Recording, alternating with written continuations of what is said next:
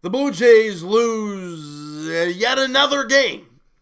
They've now lost 5 straight games. They're 1-9 in their last 10. And with the loss today, they dropped to 21-37 on the year. Ladies and gentlemen, the Jays are 16 games under 500 already.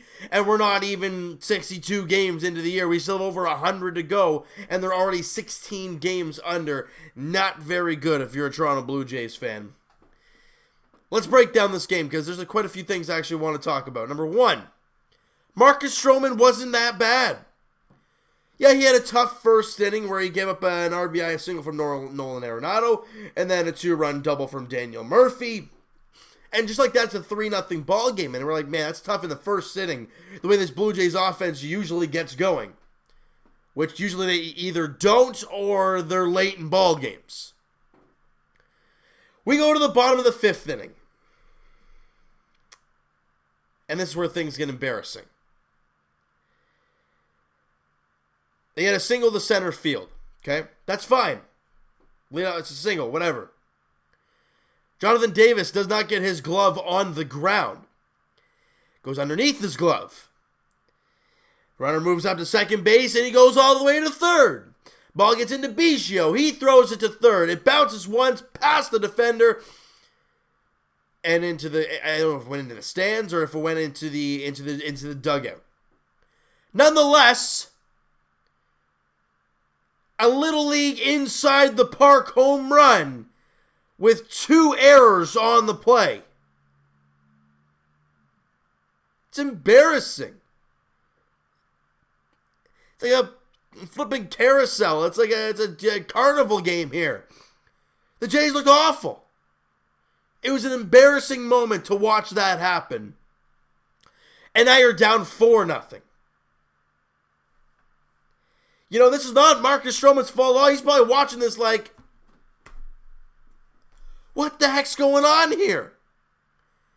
Now, after that first inning, Marcus threw an absolute great ball game. You know, he gave up 7 hits total. Was it 3? I think it was 4 of them were in the first inning. Means he had 3 the rest of the way. He had only a couple strikeouts, but he did not walk a batter.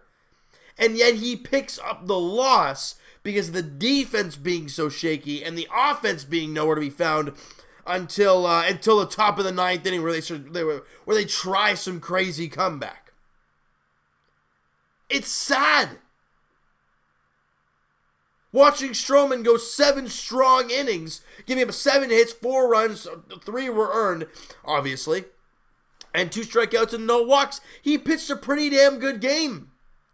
But he gets the loss, and the Jays, like I said, don't get any offense for him until the top of the 9th inning, where Justin Smoke leads off with a home run on a 1-0 pitch, and Gurriel strikes out, then Randall Grichuk grounds out, and then on an error by Trevor Story, Biggio gets on base. Then Danny Jansen doubles to right field, Biggio comes in to score. All the tying runs at the plate. Yeah, that's it. Rowdy Tellez grounds out to end the ball game. 4-2, Jays lose. Positives. Stroman was great. Giles comes in and does what he does. Guys, you know what?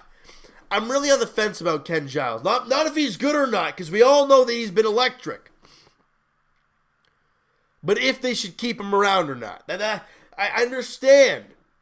You know, you need a closer. You need a guy at the back end. And Giles is only 27 years old. He still has another year of arbitration eligibility. But if I'm the Jays, I don't know. He gave up a hit today in 1 inning, struck out 3 guys. His ERA has dropped to 1.19. I'm not saying you trade him. But if you do, what can the return be? You saw what you got back for Roberto Osuna, a guy who you just wanted to get rid of.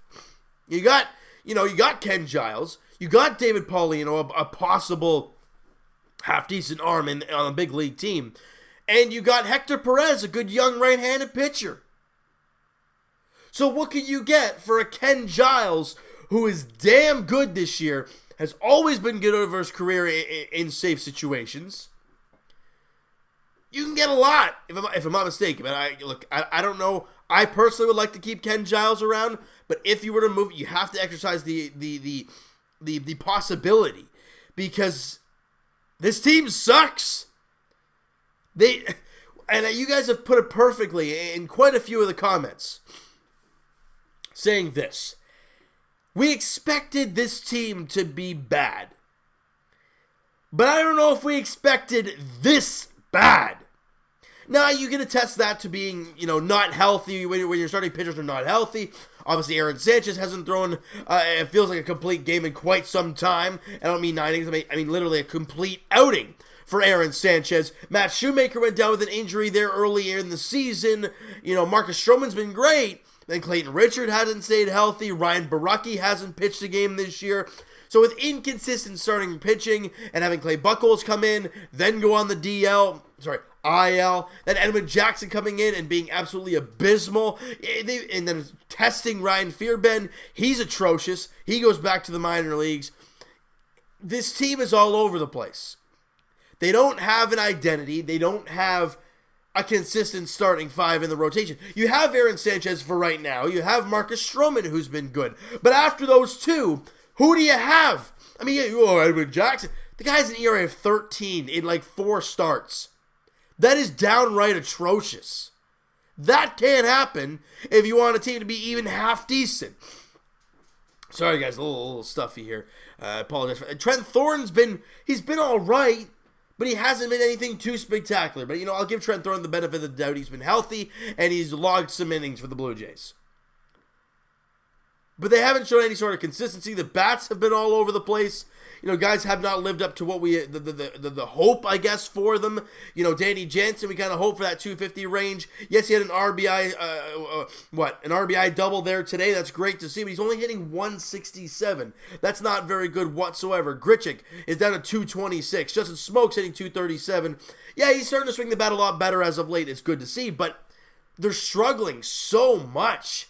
And it's really hard. Vladdy went 1 for 4 in the ball game, struck out once, but he went 1 for 4. He's hitting 248 on the year. Biggio went 0 for 2, but he walked twice and scored a run. Gurriel Jr. went 1 for 4 with a couple strikeouts, and that's it for the offense. Other than the Smokey home run, smoke bomb that. Really no energy there. You know why? Because the Jays stink. And Vladdy with the 1 hit, Jansen with the 1 hit, and Gurriel with the 1 hit, and that's it for you get 4 hits. You're not going to win many ball games with 4 hits, especially when 2 of them came in the 9th inning when you're down 4-0. You're not going to win like that. So speaking of winning, and I guess more or less the minor leagues, let's go down to Buffalo here, and Anthony Alford went 1 for 1. But then he got pinch hit for Socrates Brito. Sorry, guys, I'm just going to wipe over here. Ugh. Apologize for that, guys. You know why? Because the Jays suck, and this sucks too. So, kind of goes hand in hand, don't it?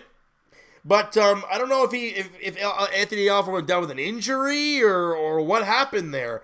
But if he's okay, he went 1 for 1. He's hitting 226. He's really starting to find himself as of late. It's great to see there.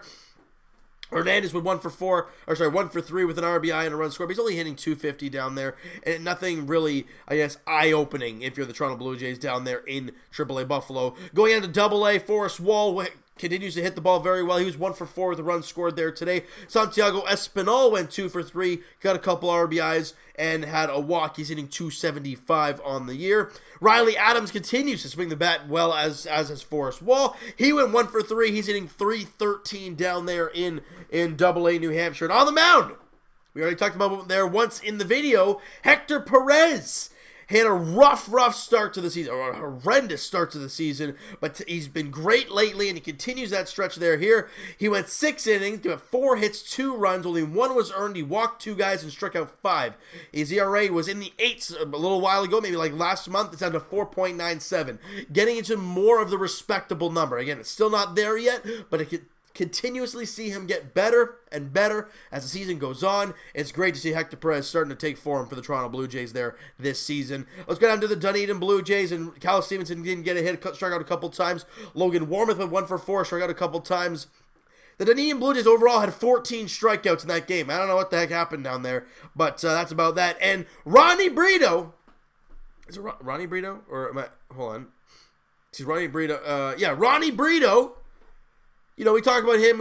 They acquired him. I think he was in the offseason this year in a trade. He went 2 for 3 in his second game down there in Dunedin. He went 2 for 3. He's hitting .571 down there. Good to see him swinging the bat there to start his young career with the Toronto Blue Jays. Good to see that. And really nothing going down there in the pitching wise. And the Lansing Lugnuts did not play. Their game got suspended, I guess, to rain or whatnot there today.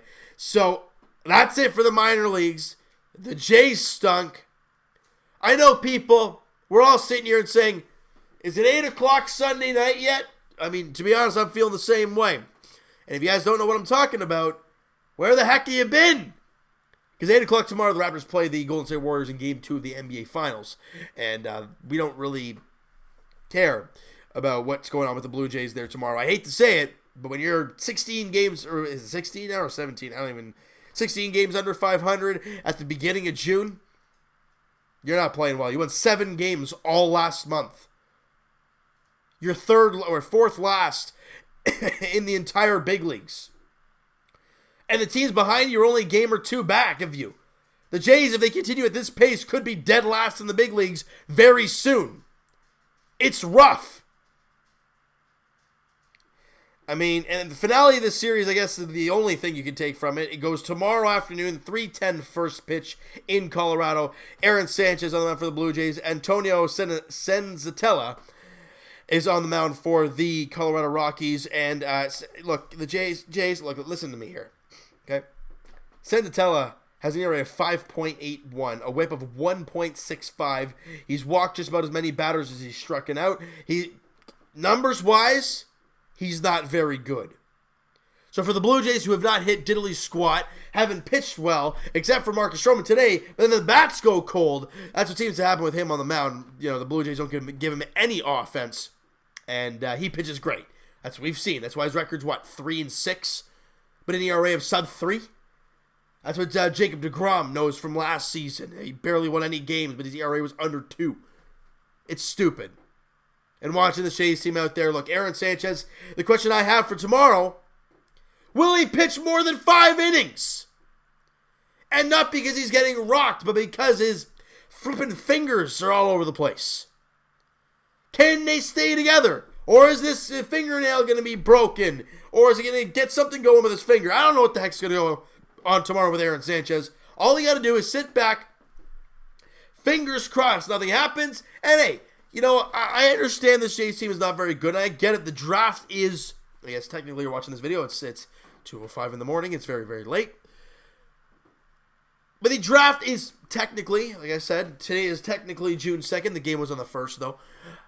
Tomorrow, June the 3rd, is the MLB draft. Jays fans, hang in there and just watch that, enjoy that, watch highlights of those players. Do what you got to do. Because that's what I'm going to be doing. Okay? That's what I'm going to be doing. Because this team right now is not fun to watch, if at all. And they continue to struggle. All right, so you know what, guys? That is going to do it for this one. You guys enjoyed this video, and you guys did not enjoy the ball game again today. Smack that like button. I do appreciate that. And the subscribe button if you guys have not already. Comment down below your thoughts on the game, your thoughts on the video. What were your thoughts on Marcus Stroman? Your thoughts on the whole Ken Giles situation? Any guys in the minor leagues you want to talk about, please do so, guys. Because, again, I know this team is terrible, and I know it's a lot worse than we all expected it to be. But let's try and talk about the positive things, maybe in the minor leagues. If it's not in the big club, which there's not many, go down to the minor leagues and find some positives and fire it in the comments below, guys. Please do so. And Evan and I will talk to you guys podcast edition sometime this week. We're not too sure as of yet right now when we're going to be uploading the next episode of the podcast. Link is in the description, guys, for the podcast channel and for the podcast itself on iTunes. Twitter is also down below. Follow up, send me a DM. Do all that great stuff. And check out my main man, Blue Jays Wave on Instagram. His handle on Twitter is Mo Buckets. He posts amazing content on Blue Jays Wave. He's hanging in there as much as we are. It is a lot of tough times to be a Jays fan, and he continues to grind through every single game. Just like myself, we are diehard Jays fans, even though they're sucking.